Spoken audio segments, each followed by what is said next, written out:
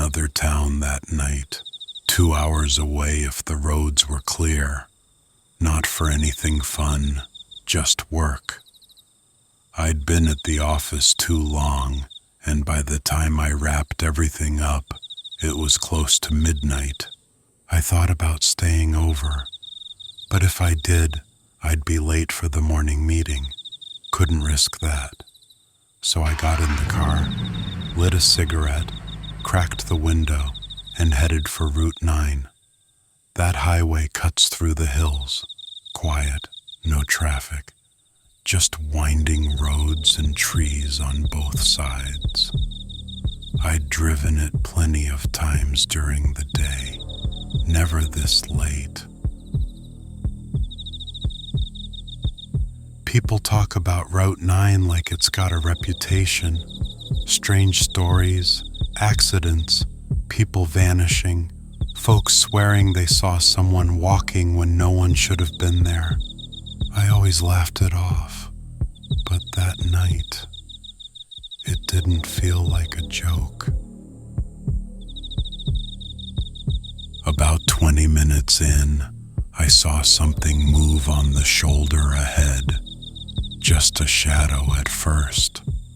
I slowed down, thinking it might be a deer, but no, it looked like a man.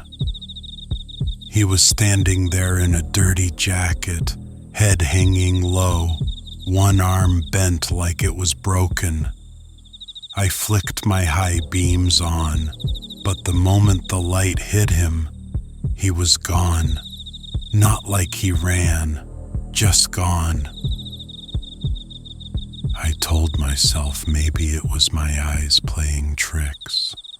Midnight driving does that sometimes. Still, it left this cold knot in my stomach. The further I drove, the darker it got. No lights, no towns, just the mountains pressing in. I glanced to the tree line once and nearly swerved. There were faces visible faintly in the moonlight.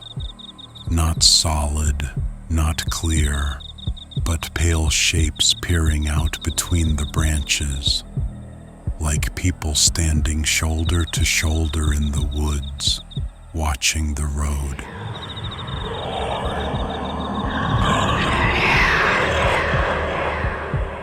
Their eyes looked hollow, catching the reflection of my headlights. I blinked hard, rubbed my face, looked back. They were gone, but I swear, I could feel them still watching me.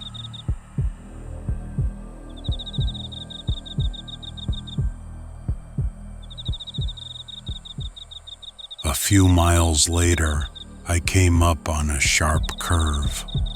That's when I saw her, a woman in a faded dress, standing right by the guardrail.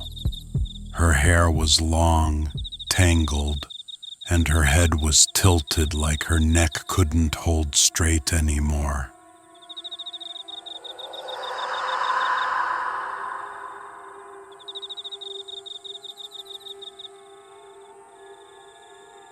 I slowed down, rolled my window down halfway, trying to ask if she was okay.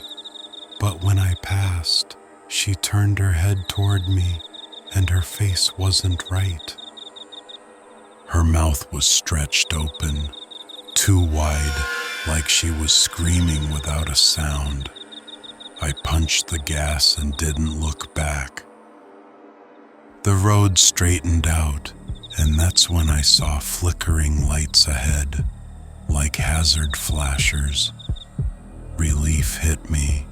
I thought maybe a tow truck or another car, company.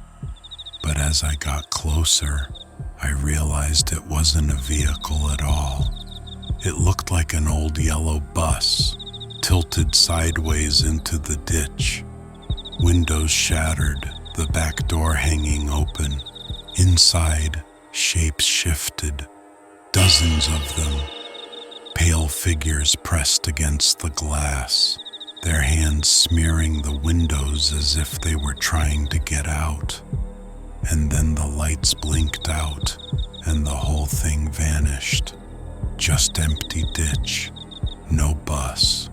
I don't know why I stopped. Maybe part of me wanted proof I wasn't losing it. I pulled over near the spot where the bus had been. The second I stepped out, the air felt wrong, heavy, cold, but not the kind of cold that comes with weather. My breath came out shaky. Then I heard footsteps behind me, slow, crunching gravel. I spun around, but the road was empty. The sound moved closer, circling me. I swear I felt something brush past my shoulder, like a sleeve. I jumped back in the car so fast I nearly ripped the door off. I floored it after that. My hands were shaking on the wheel, but when I glanced at the rearview mirror, I froze. Someone was sitting in my back seat. It was the man I'd seen at the beginning, the one with the broken arm. He sat slumped, his head tilted down, hair hanging over his face, not moving. I didn't even think. I swerved to the side of the road, nearly crashing into the rail. When I looked again, the seat was empty, but the indent was still there, pressed into the fabric. Every mile felt longer than the last. My GPS showed progress, but the road never seemed to change. Same twists, same turns, same trees. And then I saw them, a line of people standing along the shoulder in silence. Men in work boots, coveralls, helmets cracked and bent. Their bodies looked broken, twisted, like they hadn't healed from something violent.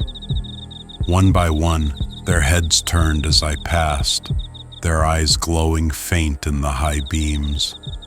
None of them moved, just watched. By the time I reached the next town, my nerves were shot. I pulled into the first diner I saw, just needing to be around people. Lights, noise, anything. The waitress kept looking at me while she poured coffee. Finally, she leaned in, real quiet, and said, "You look like you've seen the people of Route 9. I froze. My stomach dropped. She must have seen something in my face because she nodded, like she already knew. My hands tightened around the mug as she leaned closer, voice low.